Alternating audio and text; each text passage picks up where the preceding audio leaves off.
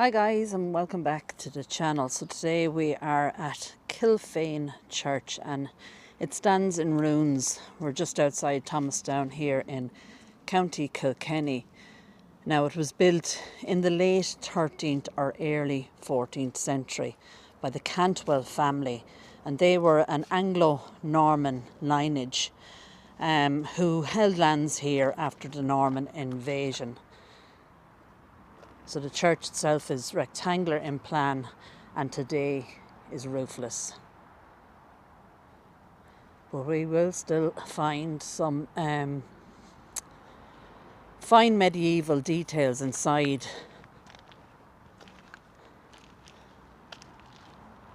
Now inside here we do have a knight, a rather tall knight, and he is in glass.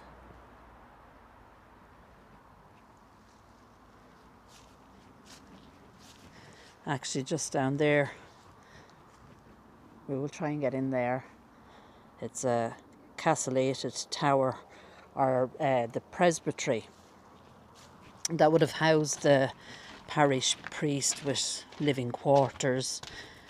I believe the living quarters were above, and then the storage or sacristy space was below.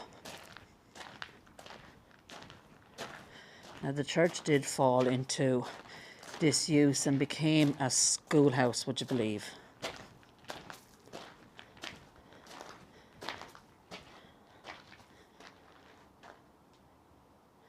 So this is for the priests. The priests would have sat here through Mass.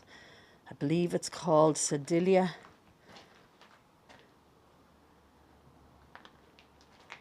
So they would have sat there. There's also this little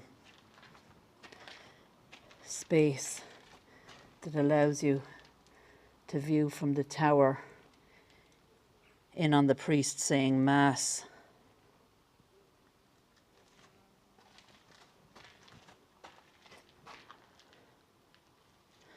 Now this, I'm not sure what it is, but to me it looks like a place where they would have put a Bible to be able to read. It has a slanted feature.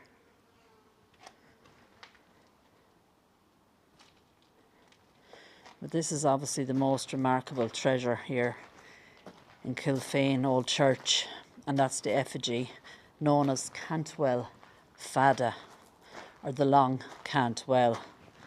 And this is one of the tallest effigies of a knight in Ireland. He measures about 2.4 metres in height. He was carved from a single block of limestone. It shows a knight in full armour. You can see his chain mail, his surcoat, his long sword, and even down to the spurs on his feet.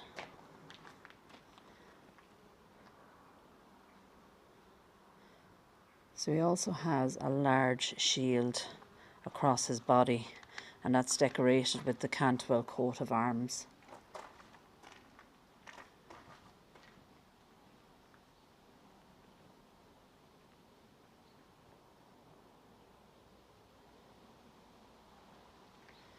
And you might notice that his legs are actually crossed. And that was a pretty popular pose in effigies for this period. And this figure is actually thought to represent a Thomas de Cantwell who died around 1319. The effigy itself would have originally lain flat as the lid of a tomb, and at some later stage it was set upright here in the church wall and then obviously encased in glass. So 1319.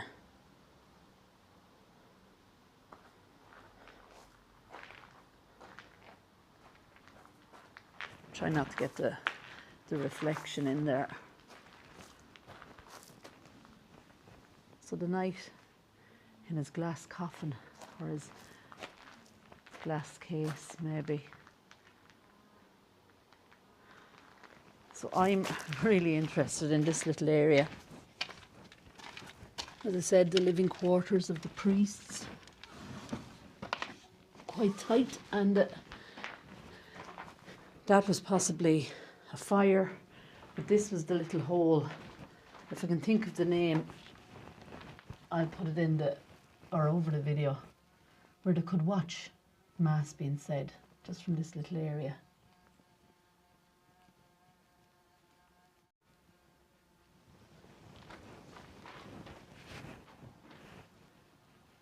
I know, I don't know whether you can hear that, but I certainly can.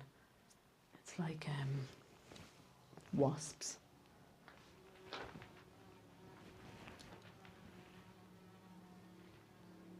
They must have a hive somewhere. Oh, there he is. Right, I'm all on my own. So I'm going to bring you up. I'm not sure what's actually up here. It's not too far up, I don't think.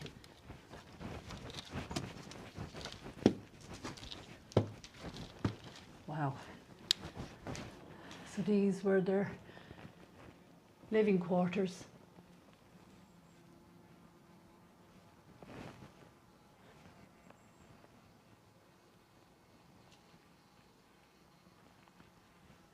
Sorry, I'm distracted by a wasp. He keeps appearing and disappearing. I think there's a hive up here.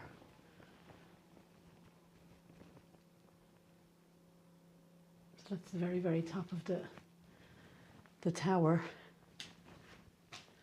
Let's have a look.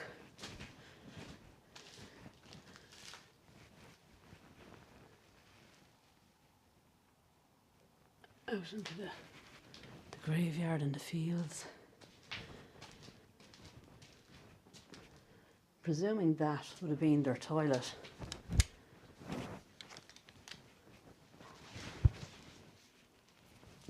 I'm not too sure. What do you think? Let's see.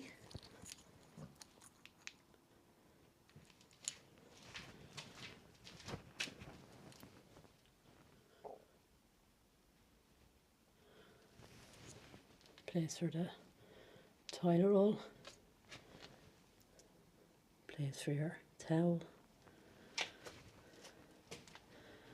And then you do your business there, I think. I'm not sure. That's definitely a fireplace.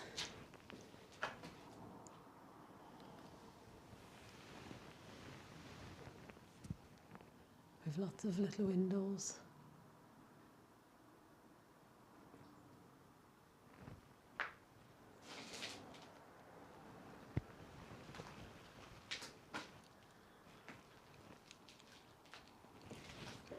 More stairs.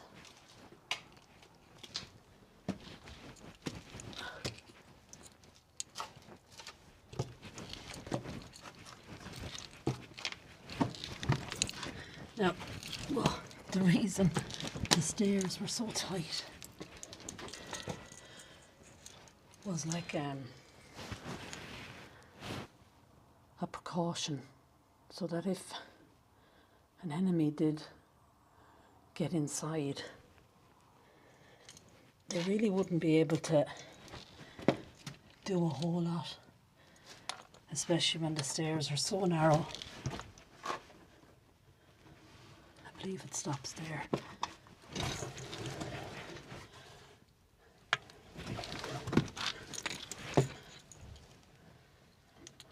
And it stops there. Oh shoot. It's actually, I can't turn around. Oh my God. Why? I can't turn around because my bag is on my back.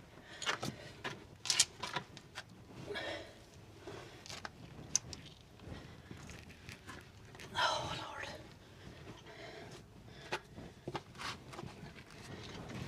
Lord. Oh, this was stupid. Stupid idea. I'm going down. My legs are wobbly. Wow, look at that.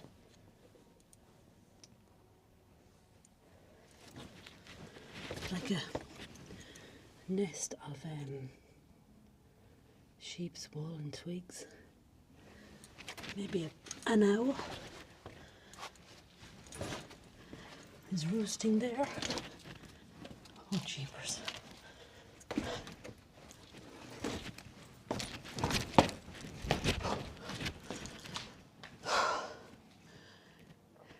So we got right up to that top window. Yeah, so that's proving my point about the steps. Only one person at a time could go up and come down, so if there was ever somebody in that shouldn't have been, they didn't get too far up before they were either burned with hot tar or boiling water even.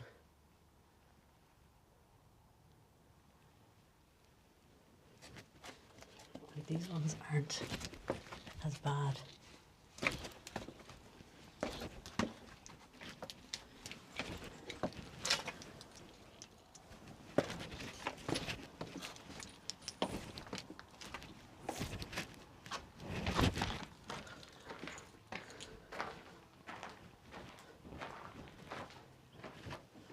Look at the light coming through.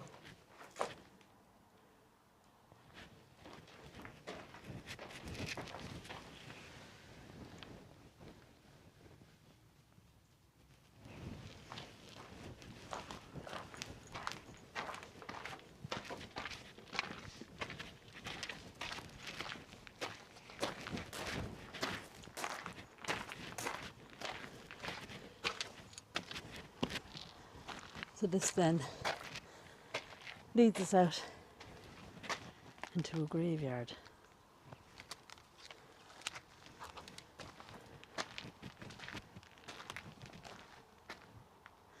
You can see all the lichen on them.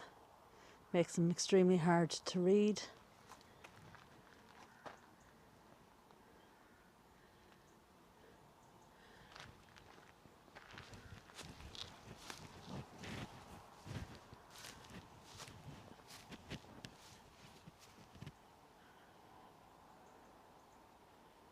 And spookily you can see the effigy of the night just peeping through the window there. So we were way up there in the tower house.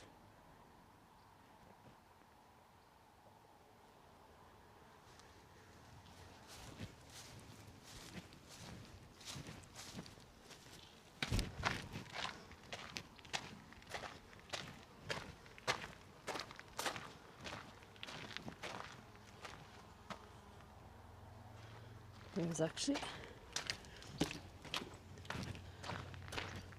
one of the basins where they would have used it as either holy water or a place to wash their chalices and whatever. So this date is actually 1770 on this one.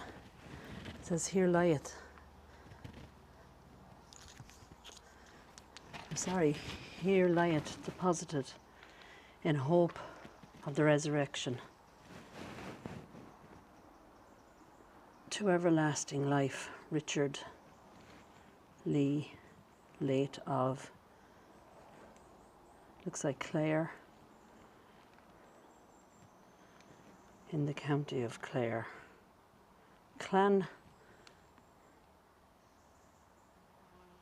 Derla in the county of Clare, it looks like. Esquire, the son of Henry Lee Esquire,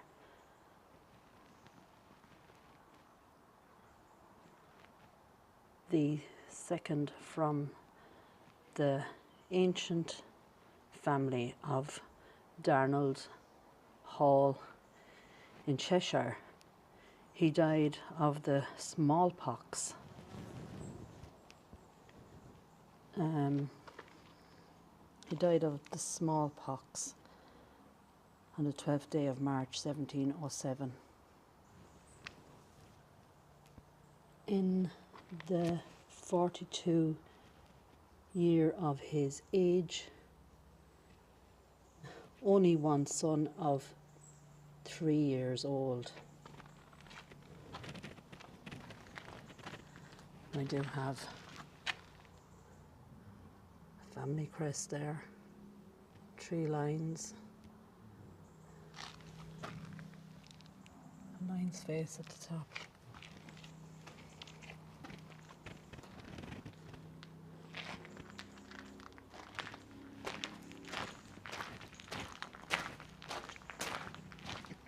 Excuse me.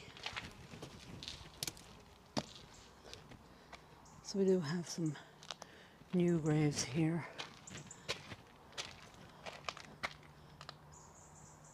That being the tower and possibly bell tower way up top.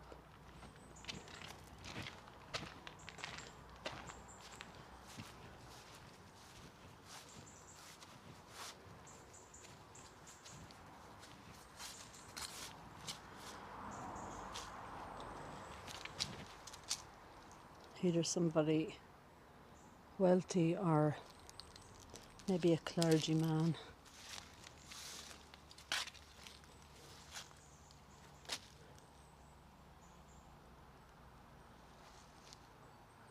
Love the trees. And we are surrounded by beautiful woods and farming land. This is very creative. It's an old millstone.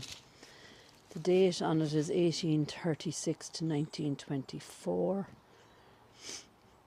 And it's for, it looks like William Henry Mosse or Mose. Can't read the other one.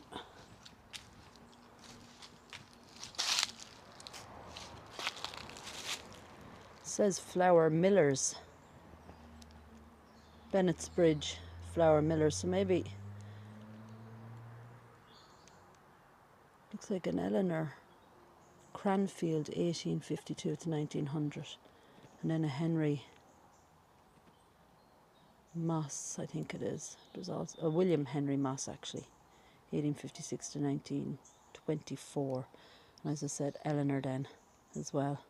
But it actually says just in the centre of the stone, Flour Millers, Bennett's Bridge. Bennett's Bridge is actually not that terribly far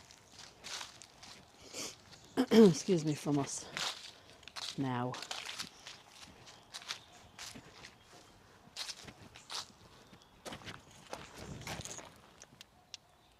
So remember,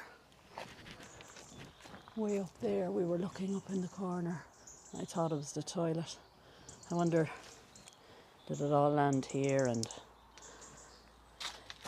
some poor man or woman had to come and clean that all up as well? It's possible. We have a huge mound here, and I know there is a family crypt underneath that, so we might wander around and take a little look there. Oh, bag caught again. I'd love to be able to read some of these, but as you can see, they're just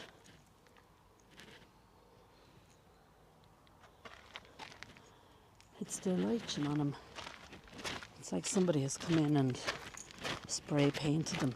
Look at that.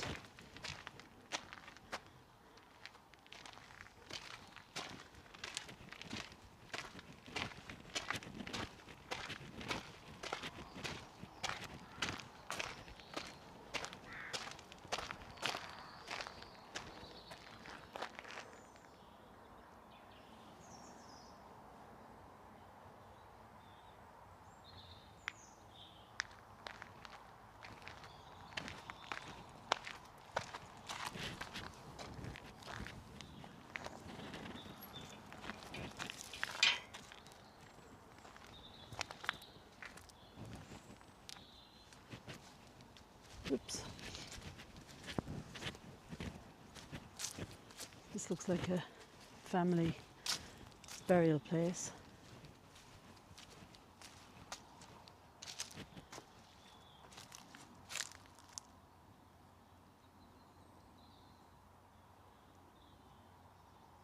See a mark there.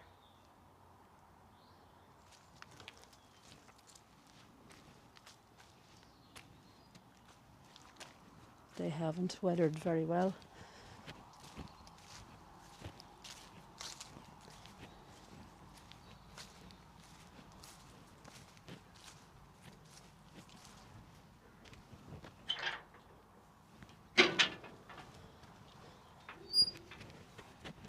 Look at that for views.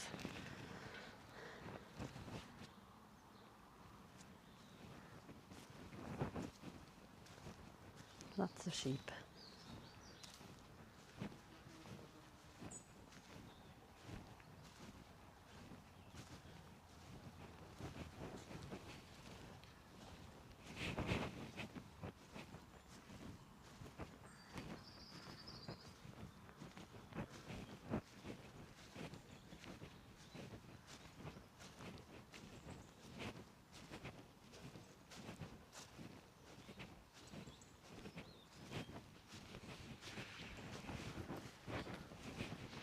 So this says William Casey. Beautifully kept grave.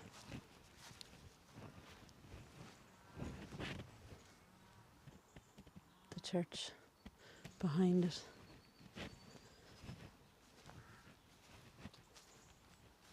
Looks like he passed away in 2006.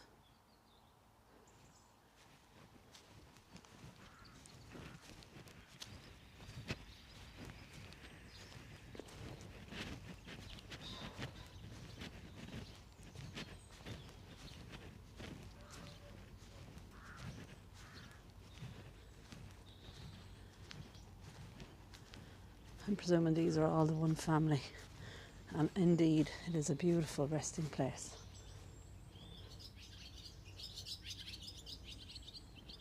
When I die, bury me near a tree.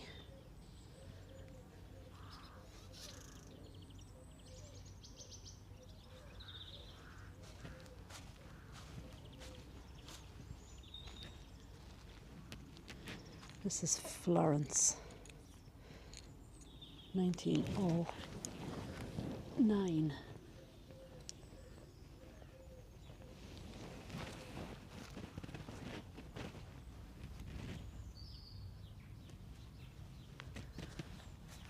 And this is quite a stunning monument. You see the rifle and the sword, his binoculars, little case there. Well, I presume that's what it's for. Hard to see now, there's so much lighting on it. His helmet, and this is for John Power, I believe. Writing is gone. At one stage we were able to read that, and this one I believe is Power as well. They had lovely lead letters on them, but once again this looks like Elliot Power, but died for the king and his country, 1902 it looks like there. Really hard to see. But then this is the family crypt. Now several times that crypt has been broken into and vandalised. But they also say that as newer interments went in, you know, things got a bit messy inside. So I can just only presume that this is also the Power family. The door is locked. Quite a big door, isn't it? See a padlock there.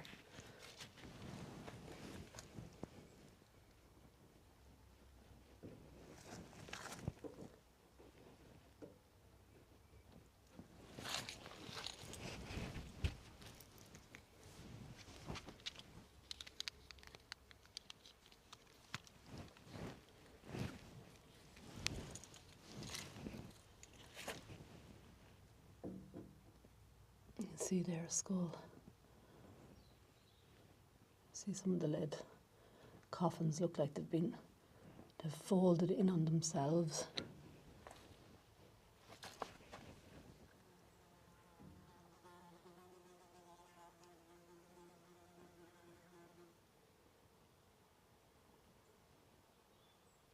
And that top coffin up there.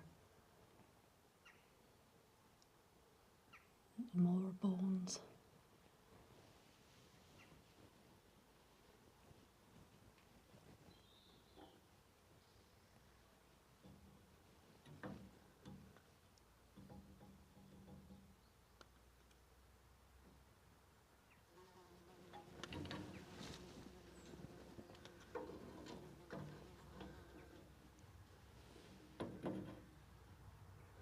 One skull left there on the coffin.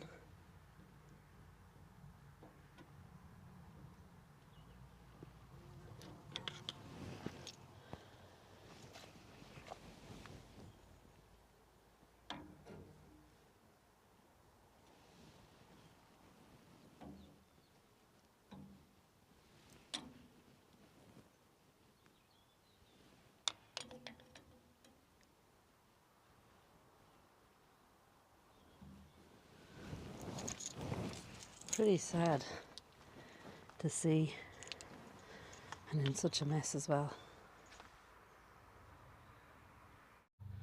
Right guys, that is the end of the video. I hope you enjoyed it. A beautiful effigy in there, beautiful church and tower. But for now guys, take care, God bless, and I'll talk to you really soon.